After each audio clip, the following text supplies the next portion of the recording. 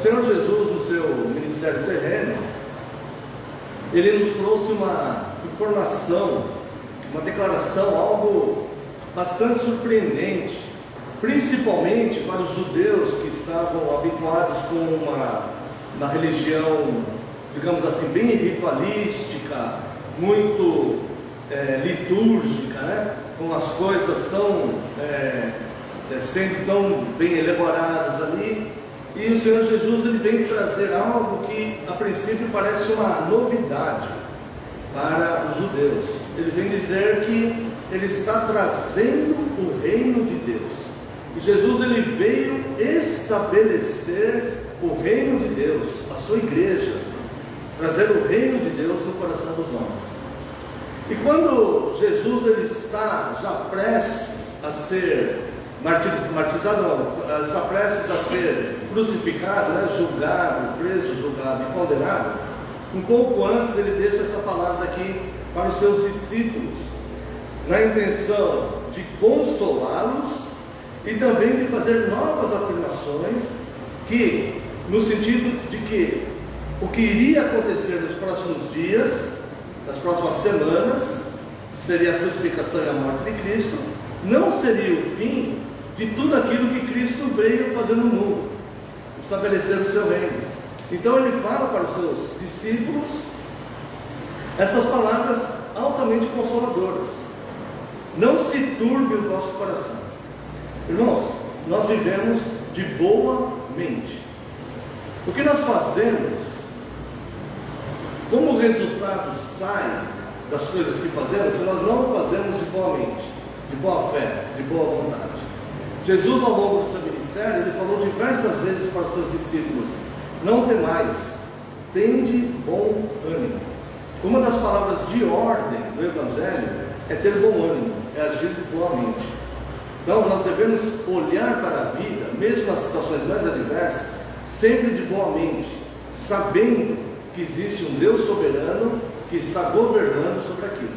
Vimos agora há pouco, né? Deus governando através de Cristo, tá? E ele fala então para os seus discípulos: não se turbe o vosso coração, credes em Deus, crede também em mim.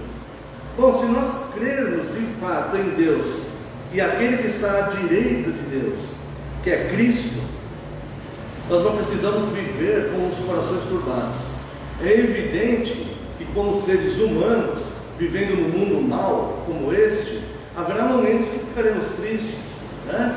Quando uma situação acontece com uma pessoa que nós amamos, uma enfermidade, uma situação adversa, essas coisas nos causam tristeza, né? Até mesmo de forma pessoal, alguma coisa que nos acontece, isso é particular do ser humano, né? Isso acontece, mas nós não precisamos ter uma vida melancólica, uma vida de depressões, uma vida de corações turbados. Não, ao contrário, nós devemos olhar as situações, nos entristecemos sim, mas não nos deixamos abater por essas situações, porque sabemos que existe um rei soberano governando sobre todas as coisas.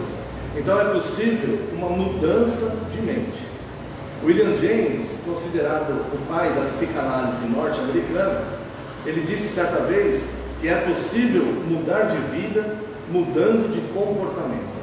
Então muitas vezes nós não precisamos que mude algo ao nosso redor, ou que mude as nossas fontes de recursos, ou que mude as pessoas que estão no nosso meio, para que haja uma mudança em nós.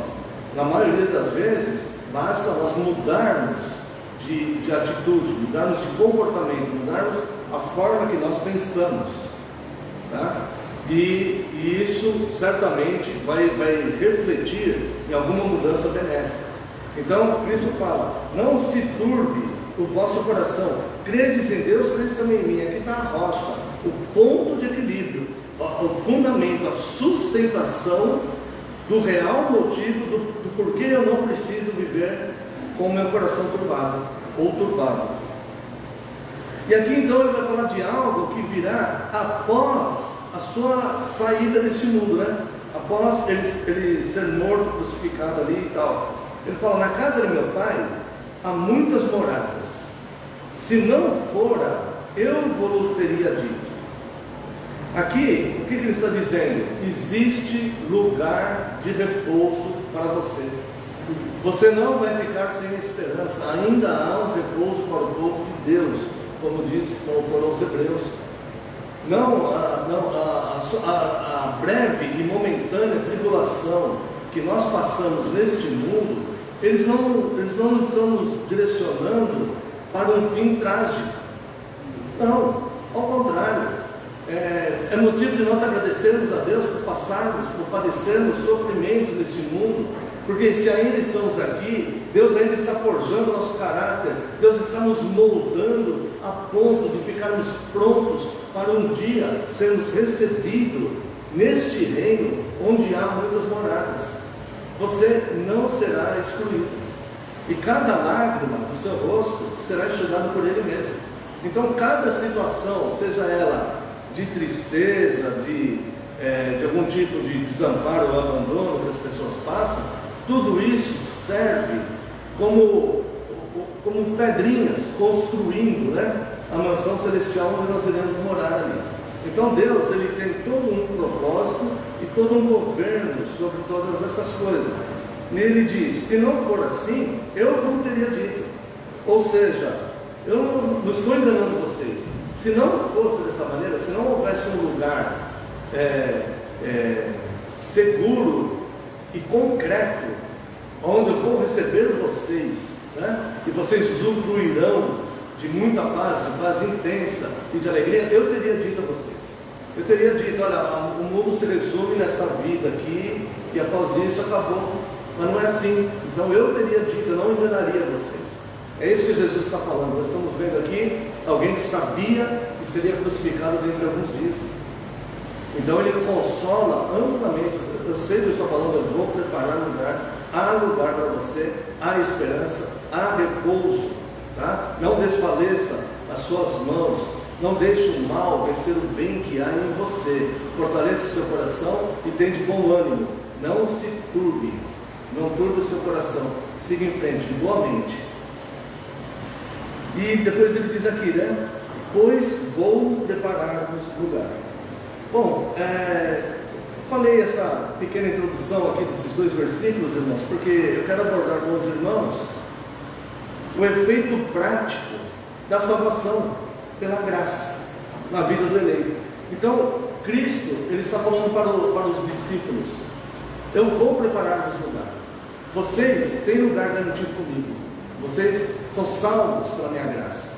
Vamos pensar dessa forma. Nós somos salvos não pelo nosso mérito, mas pelos méritos de Cristo. Sabemos disso, somos alcançados pela graça. Nós sabemos muito bem disso. Mas eu quero abordar com os irmãos algo que eu temo que esteja se perdendo ao longo da história, justamente por nós sermos salvos não por obras, mas pela graça, que é a nossa conduta cristã. Então, nós vemos algumas religiões onde é necessário, para se cumprir aquela religião, é necessário as boas obras, porque alguma recompensa virá pelas boas obras. Nós, como cristãos, nós sabemos que nós somos salvos pelo favor de Cristo, pelo mérito de Cristo, pelo esforço de Cristo, pela graça de Cristo, não é pelas nossas boas obras. Nossas boas obras não vão contribuir para a nossa salvação.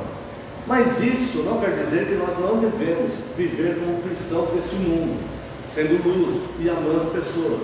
O efeito prático da nossa salvação pela graça são justamente essas obras, Então nós sabemos que somos alcançados pelo mérito de Cristo, e que essa ação de Cristo, ela vai se tornar visível, tangível em nosso estilo de vida e conduta.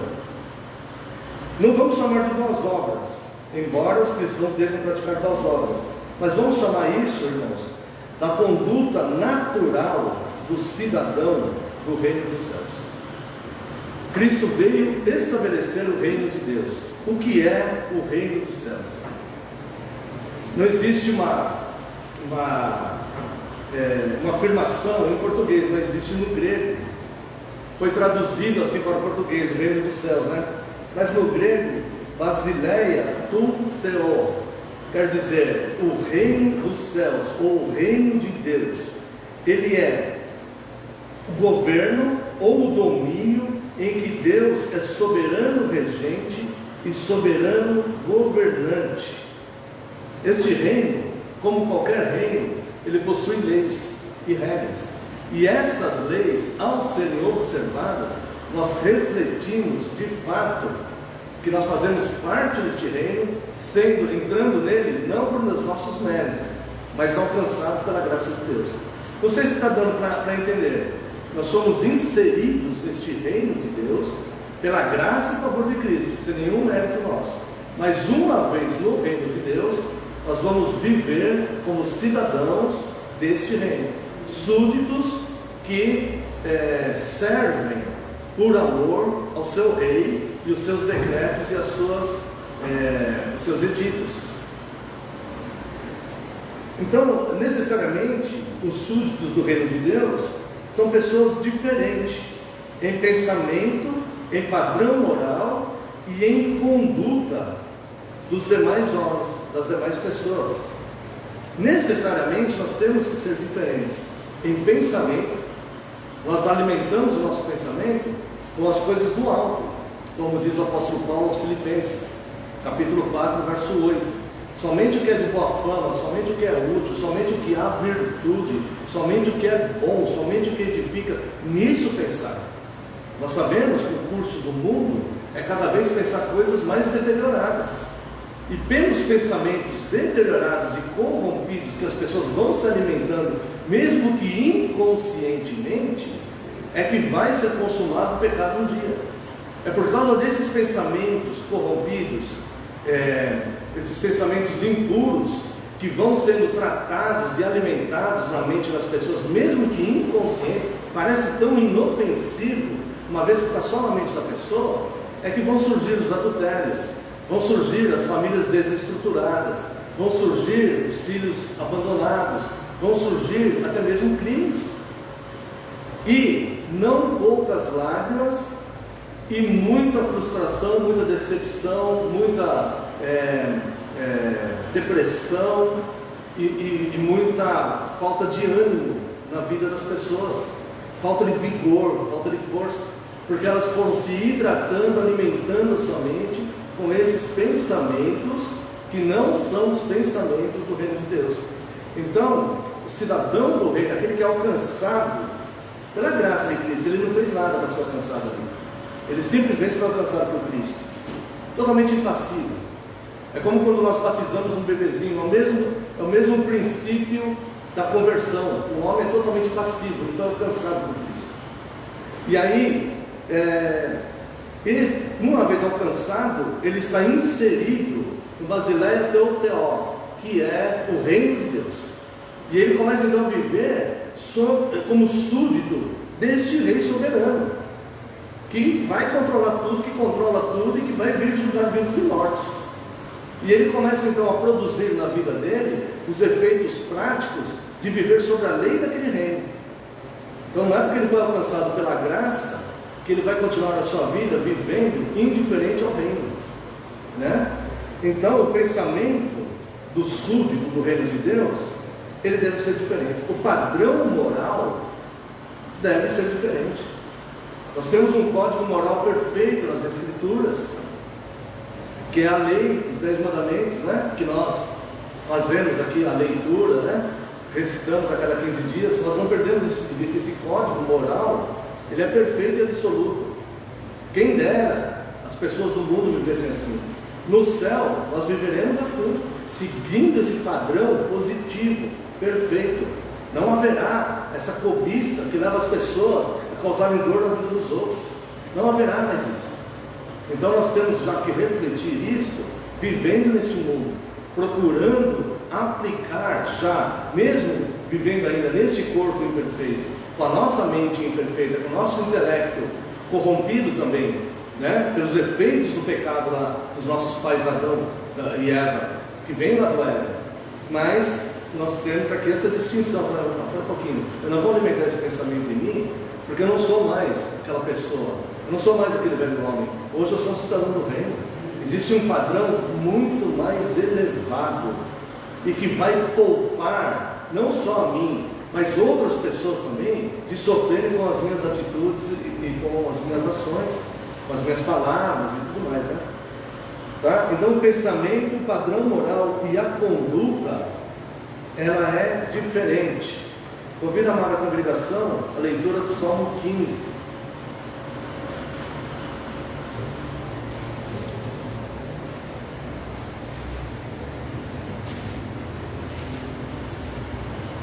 O cidadão do céu. O Salmo começa com uma pergunta.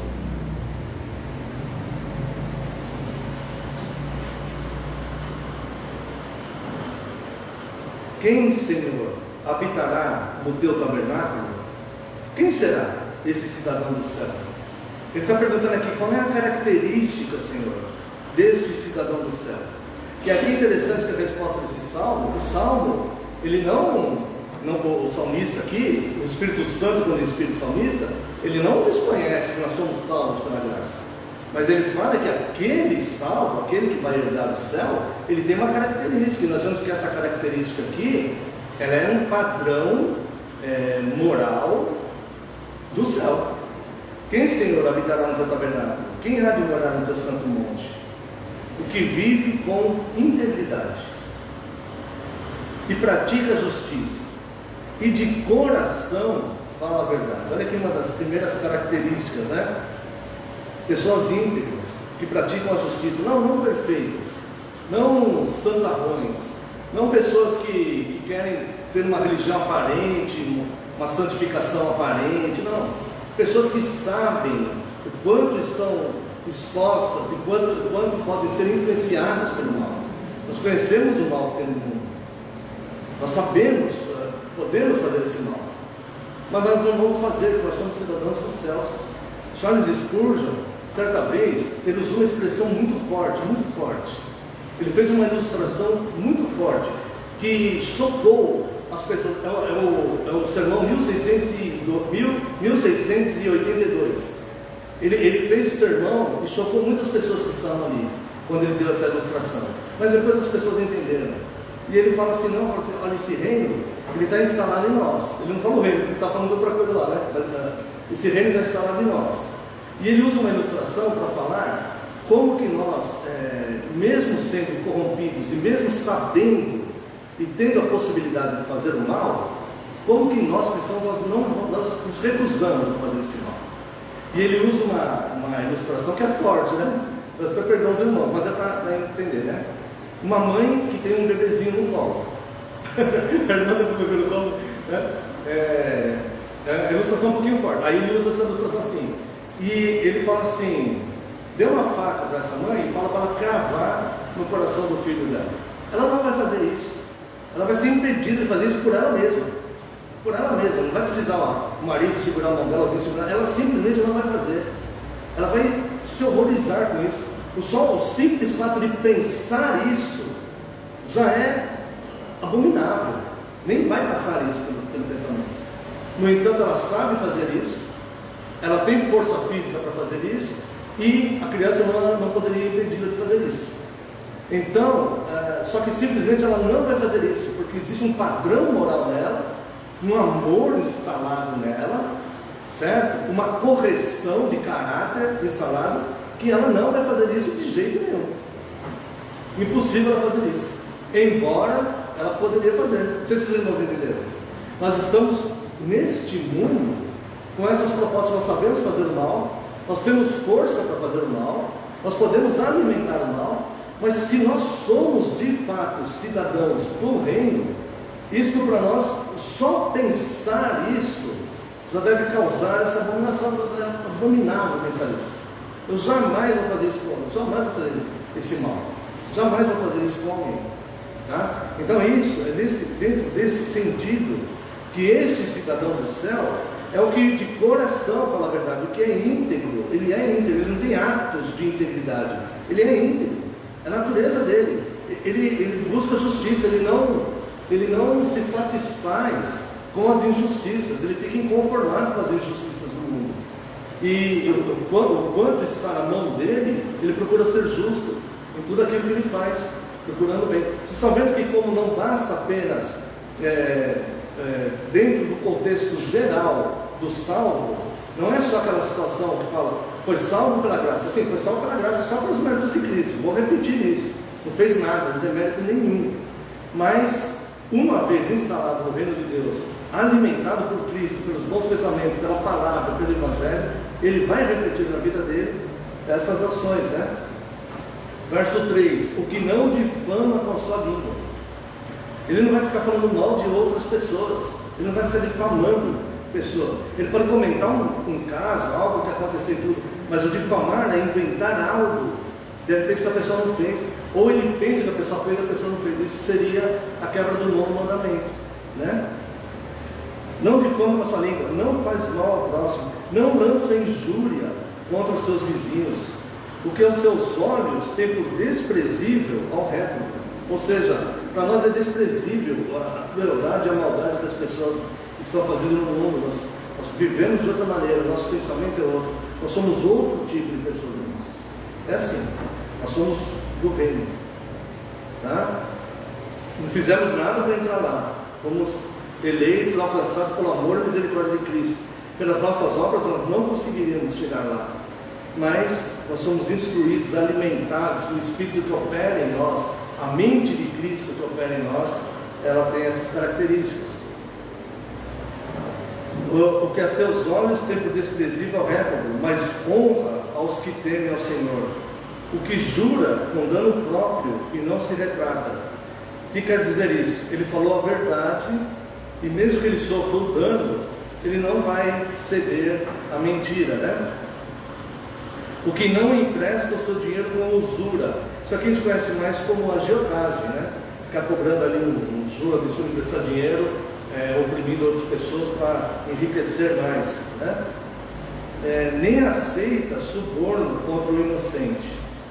Lembrando que Cristo, né, sacerdote, subornaram o povo para lançar a falsa acusação contra Cristo.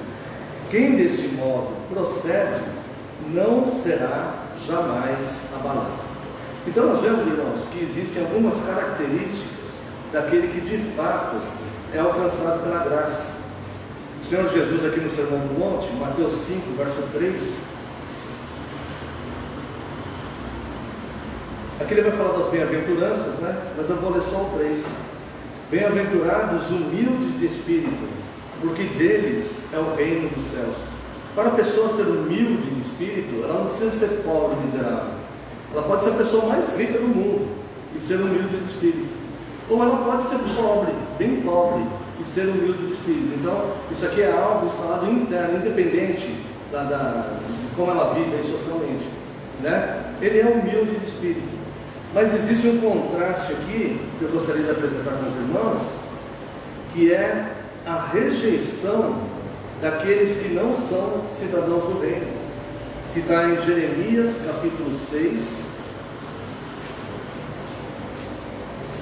Note que Deus apresenta aqui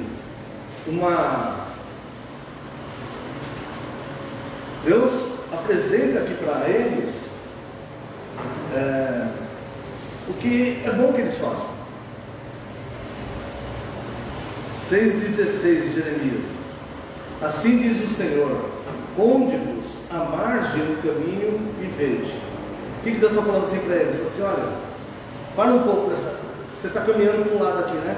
Você está indo, você está sendo levado por essa correnteza de coisas. Para um pouco à margem do caminho e olha para esse teu caminho aí, olha para a tua vida, olha para o que você está fazendo, pondera sobre isso. É isso que Deus está fazendo aqui. É isso que Deus fez quando levantou seus profetas no Antigo Testamento. É isso que Deus fez quando enviou Cristo. É isso que Cristo e os apóstolos fizeram aqui. É isso que as Escrituras e a igreja fazem hoje, para todas as pessoas que estão vivas. Para um pouquinho, olha para o seu caminho, reflita, tá? Verso 16: ponde-vos à margem do caminho e vede, perguntai pelas veredas antigas.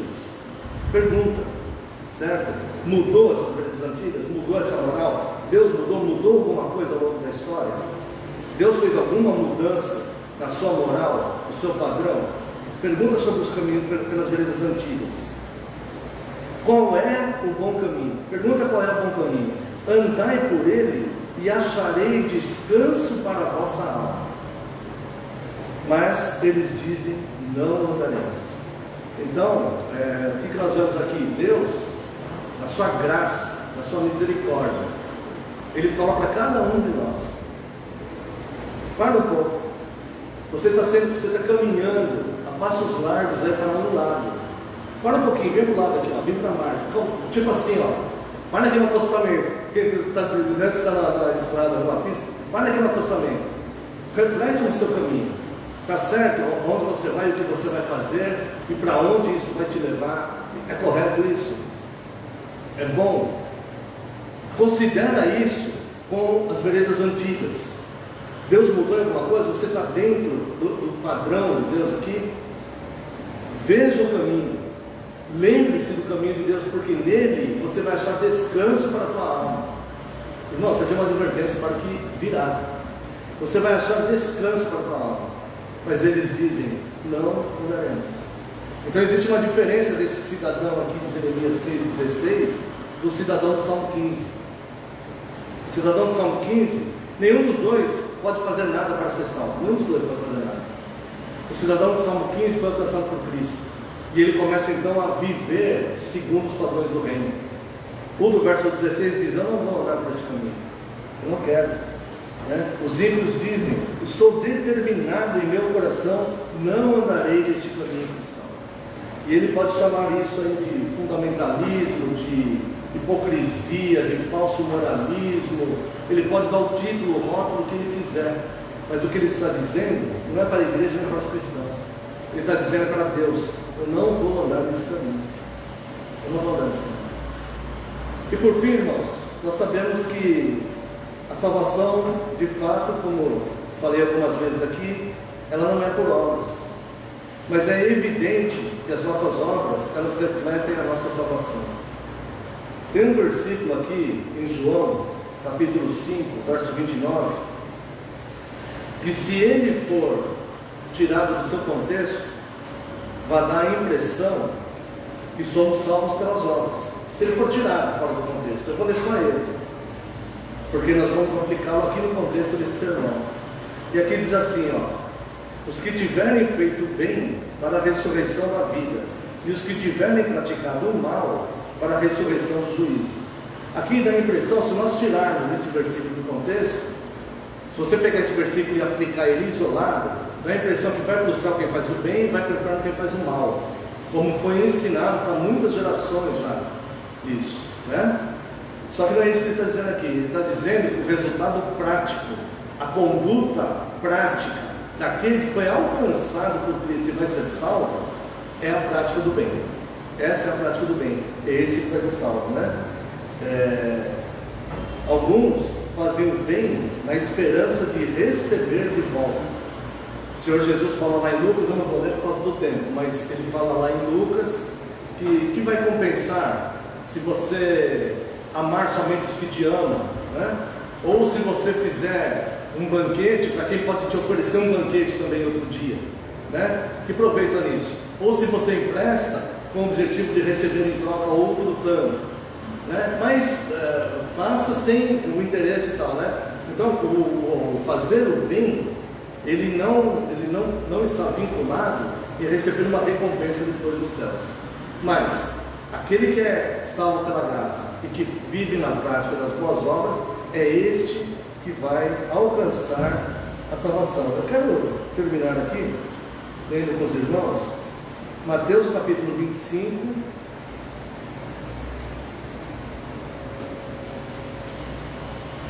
a partir do verso 31.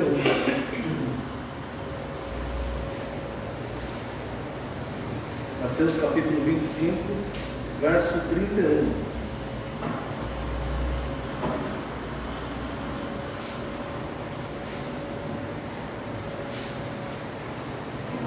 Diz assim: quando vier o Filho do Homem na sua majestade e todos os seus anjos com ele, então se assentará no trono da sua glória, e todas as nações serão reunidas em sua presença, e ele separará uns dos outros, como o pastor separa dos cabritos as ovelhas. E porá as ovelhas à sua direita, mas os cabritos à esquerda. Então dirá o rei aos que estiverem à sua direita: agora olha só, vinde benditos de meu Pai, entrai na posse do reino que vos está preparado desde a fundação do mundo. Porque tive fome e me deste de comer, tive sede e me deste de beber, era forasteiro e me hospedastes, estava nu e me vestistes, enfermo e me visitastes, preso e foste ver. E aquelas pessoas, então, aqueles salvos, eleitos pela graça, eles vão falar: Senhor, quando eu fiz isso? Eu não fiz isso, né? Aí ele vai responder, né? Então perguntarão os justos: Senhor, quando foi que te vimos com fome, te demos de comer, ou com sede, te demos de beber? E quando te vimos forasteiro, te hospedamos, ou nu e te vestimos? E quando te vimos enfermos ou presos e te fomos visitar? O rei respondendo lhes dirá: em verdade vos afirmo que sempre que o fizeste a um desses meus pequeninos irmãos, a mim o fizeste. Está vendo? Está vendo como essas obras, elas têm peso. Elas têm peso. E os que são salvos pela graça, eles vão viver segundo esses padrões, preocupados com essas pessoas. Nós sabemos que nós não fazemos o bem que nós deveríamos fazer. Nós somos falhos deles, nós sabemos. Mas nós temos que ter uma mente e um coração voltado para fazer esse bem no mundo. Não importa. Não importa como é que está o mundo, o porquê que a pessoa que a gente está ajudando, por que ela está naquela situação, o que aconteceu com ela. Não importa isso. Não compete a nós isso.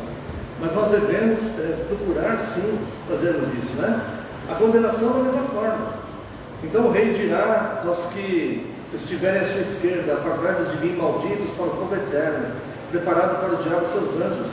Porque tive fome e não me deste de comer, tive sede e não me deste de beber, sendo forasteiro não me hospedastes, estando nu não me vestiste, estando enfermo e preso não foste ver.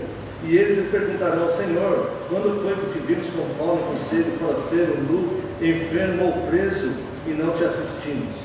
Então ele responderá: em verdade vos digo, que sempre que deixastes de fazer a um desses meus mais pequeninos, a mim o deixastes de fazer. E irão estes para o castigo eterno, porém os justos para a vida eterna. Então, concluindo esse sermão, eu quero deixar para a igreja que nós não somos apenas salvos pela graça, ou seja, nós somos salvos somente pela graça. Somente pela graça. Mas uma vez salvos, nós somos servos súditos do reino de Deus, onde existe uma lei de amor, de caridade, de serviço piedoso que nós devemos praticar. São as práticas do nosso reino onde nós vivemos. E se algum de nós estiver adormecido com relação a essas boas práticas, nós devemos ter um despertar sobre isso, porque o Evangelho ele tem que ser completo. Eu quero deixar para os irmãos aqui uma reflexão que nos faz temer, porque nós vemos que Cristo vai falar aqui que alguns que passaram a vida supostamente em serviço a Ele, e muitas vezes até acreditando de coração que estavam em serviço a Ele, e essas pessoas elas não estavam apresentando os frutos de cidadão de fato do reino.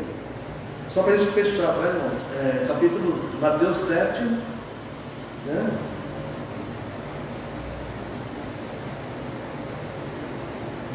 Vamos pegar daqui para frente. Mateus 7,20. Assim, pois, pelos seus frutos o conhecereis.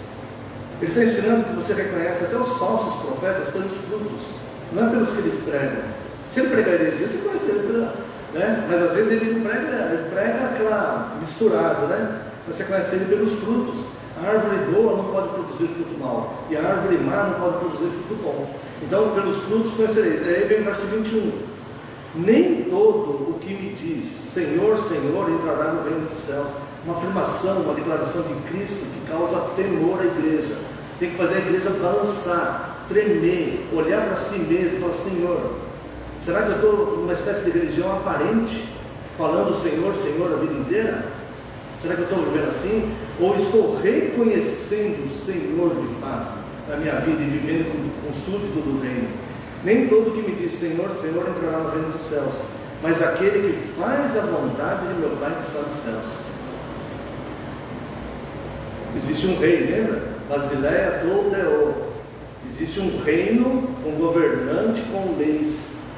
Que vai entrar é aquele que faz a vontade do Pai. Muitos naquele dia hão de dizer-me, ele fala muitos, irmãos, não são poucos. Muitos naquele dia hão de dizer-me, Senhor, Senhor, porventura não temos nós profetizado em teu nome? E em teu nome não expelimos demônios?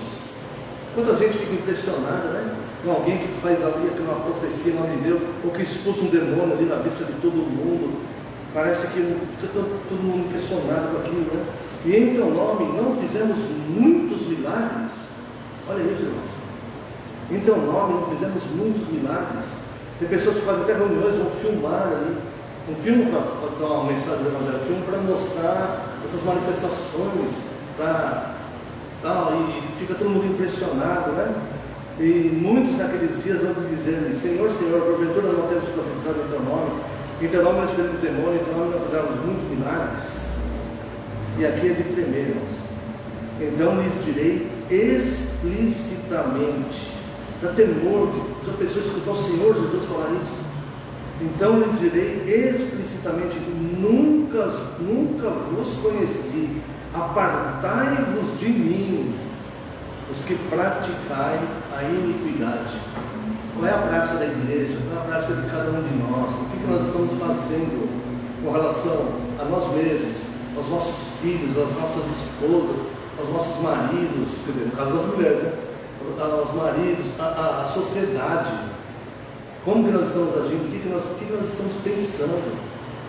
Que caminho nós estamos indo? Será que é momento de sair para acostamento e considerar os nossos caminhos, olhar para os caminhos antigos? Existem sim características do cidadão dos céus, do súdito dos céus. Sim, a salvação somente pelos méritos de Cristo. Nenhum de nós, por obras, é possível, somente pelos méritos de Cristo. Mas essa integridade que mostra nesse serviço piedoso que a Bíblia mostra aqui do Salmo 15 e das palavras de Jesus que nós lemos aqui, elas são marcas do cidadão do céu. Convido você a fechar os teus olhos. Vamos fazer uma breve oração. Pai glorioso e santo, nós, enquanto igreja, Senhor, nós, cheios de temor, nós queremos ser luz neste mundo, Deus. E nós pedimos, Senhor, perdão, Senhor, perdão por todas as vezes que a igreja não foi igreja, Senhor, e que nós não fomos luzes, não fomos luzeiro na vida de pessoas, Senhor.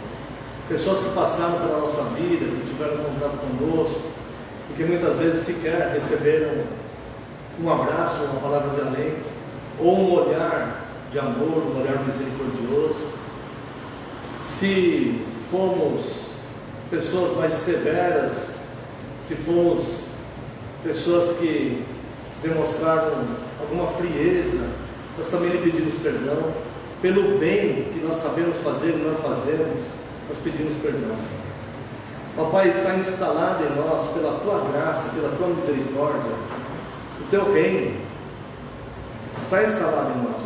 E nós queremos viver, Senhor, como súditos verdadeiros do Reino, pessoas que se preocupam em fazer a vontade de Deus.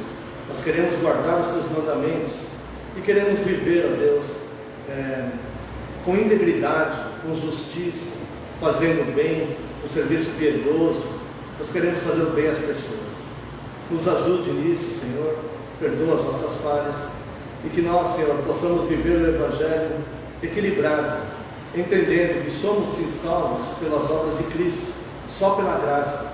Nenhuma das nossas obras pode nos salvar, mas que uma vez salvos, nós somos luz do mundo e sal da terra, e queremos assim ser. Muito obrigado pela Tua graça e amor, no nome santo de Jesus oramos. Amém. Irmãos, vamos louvar a Deus com o Salmo 11, que é o Salmo resposta a esse sermão. Eu acho que dá tempo, né? E logo em seguida passaremos ao segundo ato deste culto.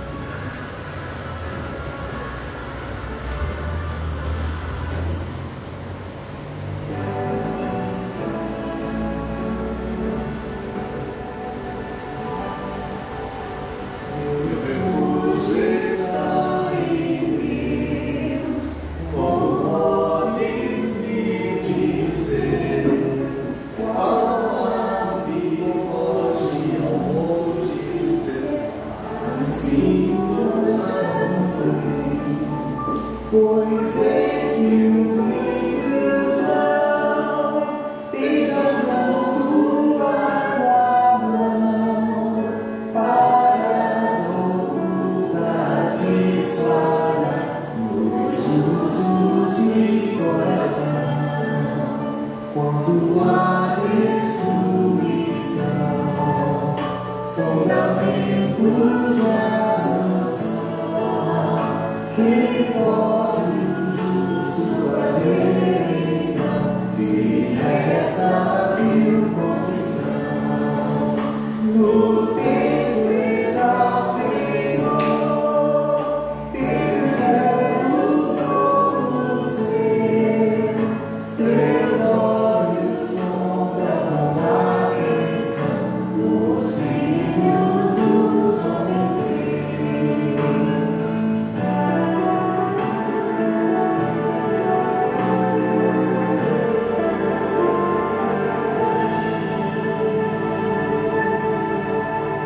E ao justo aprova Deus, mas odeia o homem mau, e aquele que violência faz, Deus o abomina já prepara chover, põe chove sobre os maus, e vem claras a doceira, a graça deles dará, pois justo é o Senhor, Ele ama a retidão, e cada de justo for a face verá, pois justo é